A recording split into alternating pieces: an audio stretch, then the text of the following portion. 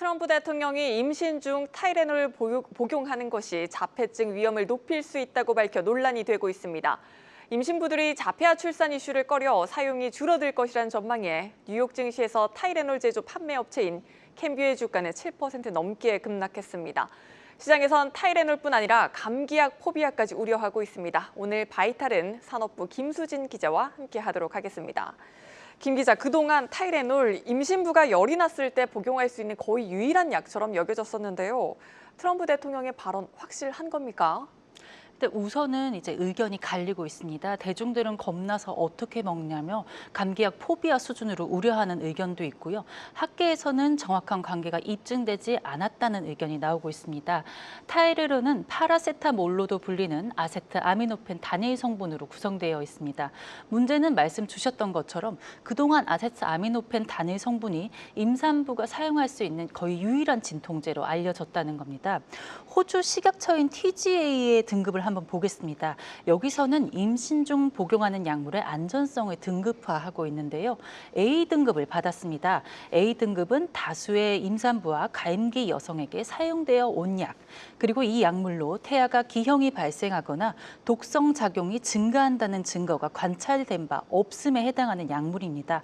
아세트아미노펜이 A등급에 해당을 하고요. 미국 FDA에서도 비슷한 등급을 만든 적이 있습니다. 하지만 현재 폐지된 상태라서 비교가 어렵습니다. 참고로 과거 FDA 등급에서 아세트아미노펜은 위험성이 비교적 적다고 분류된 B등급을 받았습니다.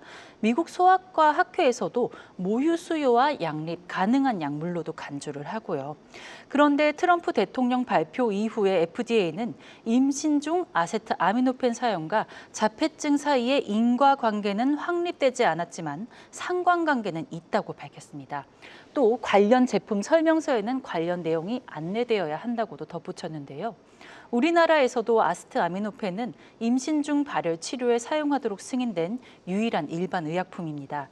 식약처는 이번 미국 정부 발표에 대해 자료 제출을 요청하고요. 또 신중하게 검토하겠다, 그런 입장입니다. 네, 사실 이 타이레놀을 둘러싼 자폐증 이슈가 갑자기 나온 건 아니라고 하더라고요.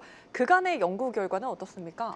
과거 학계에서도 제기가 됐던 논란입니다. 보시면 태아의 아세트아미노펜 노출이 자폐증 유발 가능성이 있다는 연구와 상관관계가 없다는 연구 모두 있습니다.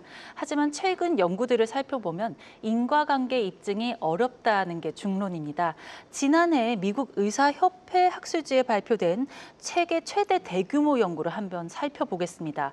1995년에서 2019년에 출생한 스웨덴 어린이 248만 명을 대상으로 하는데요. 연구에서 자폐증 유병률을 따져봤는데 임신 중에 이제 임산부가 아세트아미노펜에 노출된 경우에 1.42%라는 유병률이 있었고요.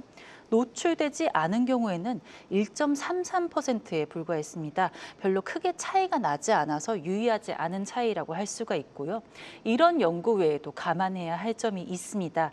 임신 중에 아세트아미노펜을 복용하는 여성이라면 일반적으로 건강에 좋지 않을 수 있다는 점, 그리고 과거 기준에서 임신 중 복용 가능한 약물은 이제 아세트아미노펜 외에는 극히 일부라는 점, 이런 것들을 조금 고려해야 되지 않나, 그런 얘기들이 나오고 있습니다.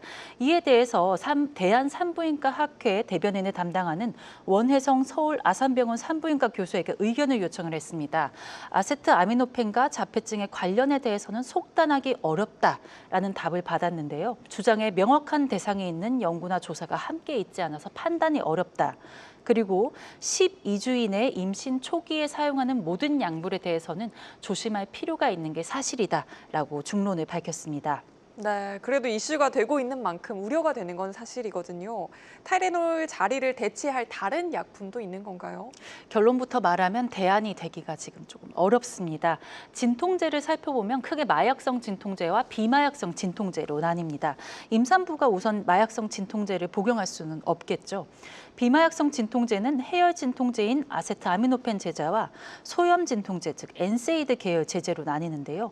이부프로펜, 나프록센, 덱시부프로펜, 아스피린 성분이 엔세이드 계열에 해당을 합니다. 그런데 엔세이드 계열은 임부에게 권장되지가 않습니다. 특히 20주 이후에는 금기입니다. 태아 신장에 문제를 일으킬 수 있다는 보고가 나왔기 때문인데요. 양수가 태아의 신장에서 만들어지는데 신장에 문제가 생기면 양수가 부족해서 발달에 문제가 생길 수가 있습니다. 초기에 사용해도 저체중이나 선천성 기형이 발생할 위험이 있다는 그런 보고가 있습니다. 189만 명 이상의 국내 대규모 산모 신생아 데이터에서 나온 연구입니다.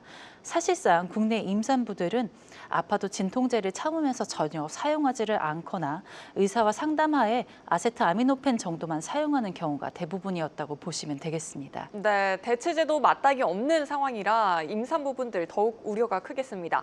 기업 측면에서 보자면 당장 캠뷰의 주가가 급락한 상황입니다. 우리 기업들도 타격을 받을 가능성이 있나요? 오리지널인 타이레놀과 동일한 제네릭을 국내에서 200종 이상 생산하고 있고요. 그만큼 제네릭을 많이 내고 있는 기업들이 여러 군데 있습니다. 일정 부분 시장 점유율을 차지한 제품은 부강약품의 타세놀, 그리고 종근당의 펜잘, 한미약품의 서스펜, 코오롱제약의 트라몰 등인데요. 이번 이슈에 어느 정도 영향을 받을 수는 있습니다.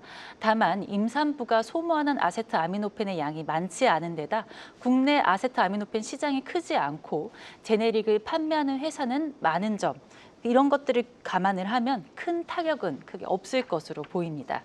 네, 여기까지 듣겠습니다. 산업부 김수진 기자였습니다.